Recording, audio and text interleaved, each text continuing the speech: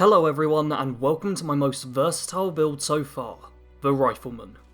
If you're looking for a build suited to all situations, then look no further. The minimum special for this build is 3 strength, 5 perception, 3 endurance, 4 charisma, 8 intelligence, 3 agility, and 6 luck. Keep in mind that this is only the minimum special you need to make this build work. Feel free to boost any of these stats in order to increase your combat effectiveness. For main perks, we start at Perception. Here we focus on the Rifleman perks in order to boost the damage of our weapons. The first rank of each Rifleman perk card grants a 10% damage boost to our weapons, and the additional 2 ranks on each card boost by another 5%. This means you can either focus on perk efficiency or maximum damage. For 3 perk cards, you can get a 30% boost to damage, or for 9 perk points, you can get a 60% boost to damage.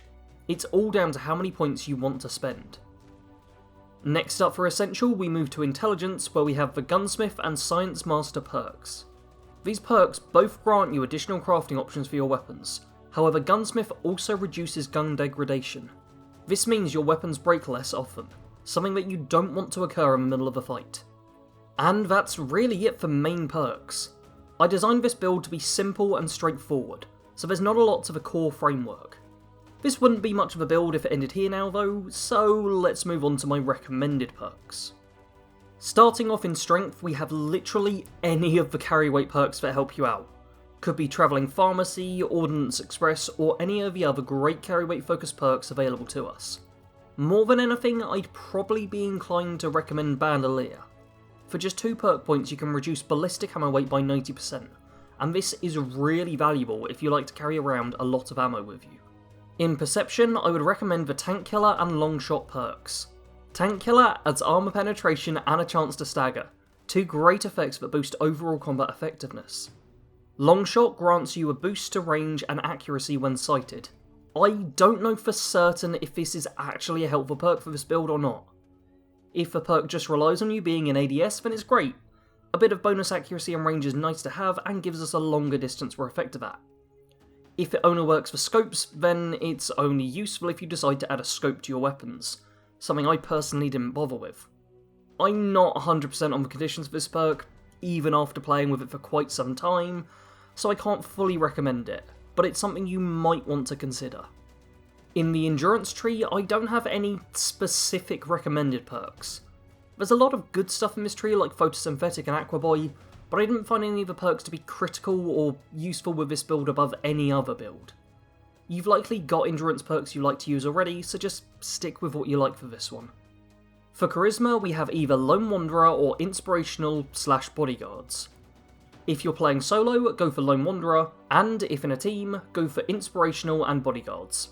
Versatility is a key part of this build, so you'll want to be able to be just as effective in a team or on your own. The recommended perk I have for Intelligence is Batteries Included. This works in the same way as Bandolier, but instead for energy ammo. I like to be able to carry around large amounts of ammo with me at all times. Last thing I want in a fight is to suddenly have a gun with nothing to fire.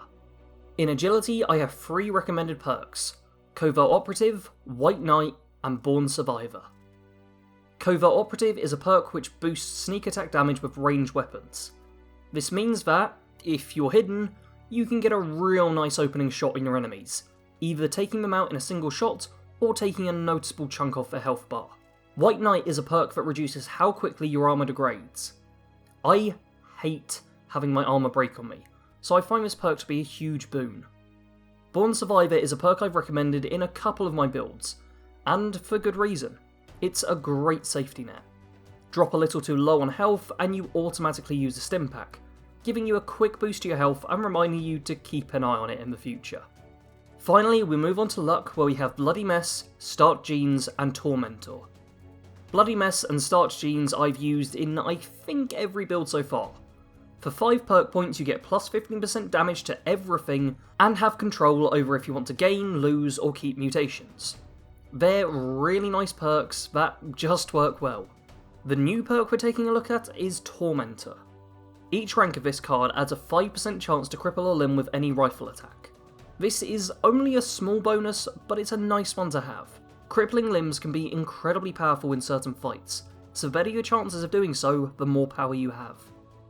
As weapons for this build, we have a combat rifle and a Gauss rifle. The combat rifle is a great all-rounder. It's pretty solid on everything it does. Decent fire rate, reasonable damage with good accuracy.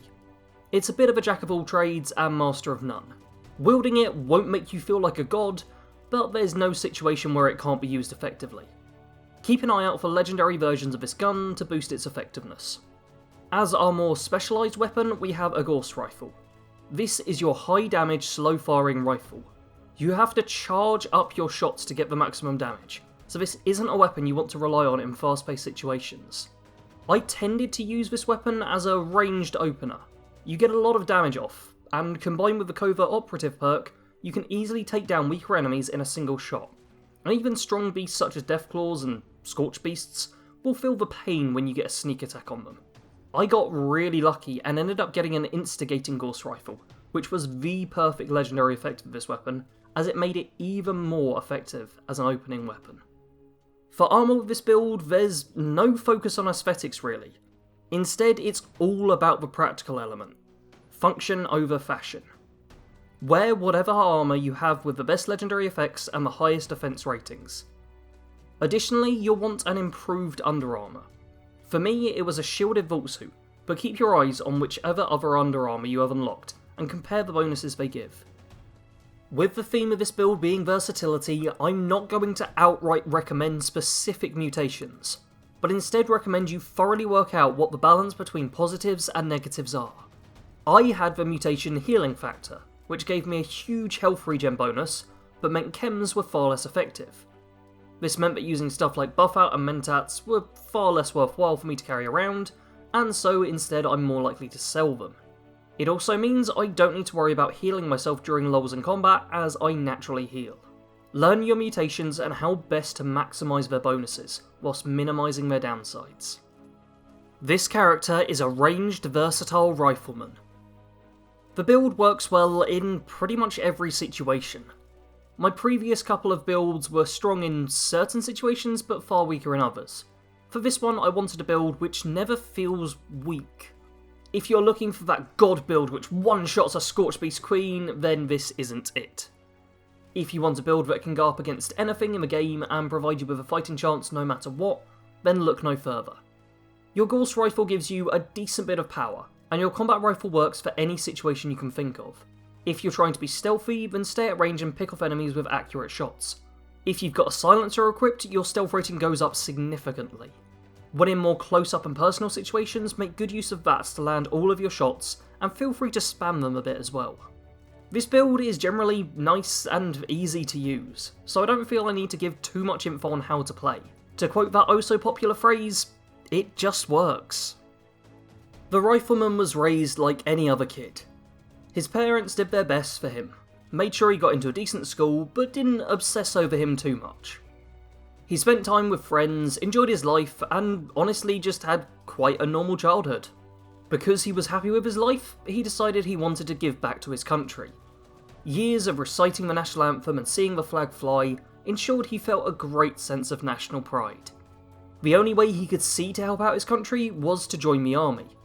The communist threat over in China threatened the life he had lived, and he knew it was time to do something about it.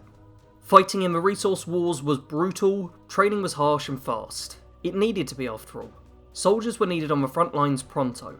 There wasn't time for them to slowly learn the ins and outs of every weapon, every combat strategy, and every tactical plan. What mattered was that you were physically fit enough to survive, knew where the trigger on your rifle is, and could point it at the enemy.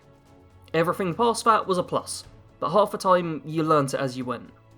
Fortunately for him, he thrived in the field. His rifle became his best friend. He knew he could rely on it no matter what. In a close quarters fight, he could spam the trigger, knowing that the bullets would easily hit. If he was engaging the enemy at range, he knew to place his shots and take his time to aim. The rifle was good enough to hit exactly where he pointed it, making it deadly over range. In his years as an infantryman, he earned several commendations and awards, before he decided to return to civilian life. He'd been fighting for a long time. It was about time for him to go back to the land he fought for. He adapted much better than most soldiers upon returning back home. The change was a little jarring, but he stuck with it and was able to integrate well. When he was back, he received a notification that he had been offered a place in Vault 76 for his service. He was confident that America would defeat the communist threat far before the worst happened, but accepted his place regardless. In the end, it turned out to be the wisest decision of his life, ensuring he survived for 25 years after the bombs fell. When he leaves the vault, his first priority is to arm himself. He knew that the world was a tough place now, and he'd need to rely on his past to guide him for the rest of his future. Thank you all for watching this build video. I make these each and every week, so make sure you're subscribed and have hit the notification bell so that you never miss one. If you enjoyed this build, leave a like on the video, and share it with any of your friends who are looking to go for a Rifleman build themselves. Apologies if any of the audio is off on this episode. I've got a cold and the weather is horrible and apparently will be for ages, so I just had to record. Sorry, but I've been editing it as I go along and I think I'll get away with it. I'll just make the backing music loud, that'll work, right? Yeah. As always, thank you very much for watching. Sarge out.